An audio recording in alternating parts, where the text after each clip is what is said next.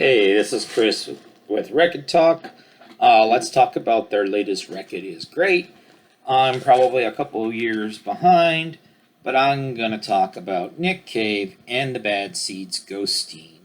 Released October 2019, so right around 2 years ago. And honestly, you probably don't actually even need me to tell you that this record is great because all the critics said that this record is great. If you listen to this record, you probably already know that it's great. I honestly don't have much Nick Cave in my collection, and I feel like that's kind of like kind of a hole that I have. Um, I find Nick Cave to be one of the fairly limited number of artists who well into their 50s. I think he's over 60 now. Every album they release might be their best album ever. He's not one of those guys that released his classic 30 years ago and is never going to release another classic. So there's a lot of heaviness, a lot of sadness on this record. A lot of people probably know that one of his teenage sons died in 2015.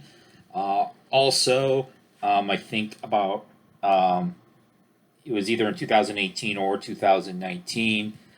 His longtime keyboard player. I'm trying to remind myself of his name. Conway. Sorry, I've blanked out on his name. Conway Savage. Yes, so who died of a brain tumor. He had been in the Bad Seeds for I think around almost 30 years. And so this album, there's a lot of ambiance, synthesizers, strings, a lot of melancholy on it. Reminds me a little bit of maybe in sort of the tone, the tenor of certain Lou Reed albums like Magic and Loss, and the final song Hollywood it takes up all of side D, 14 minutes long. I tend not to be a long fan of long songs, but that is just a wonderful long song. And so it kind of references the story of a Buddhist seeking help from the Buddha after the death of her child. And so,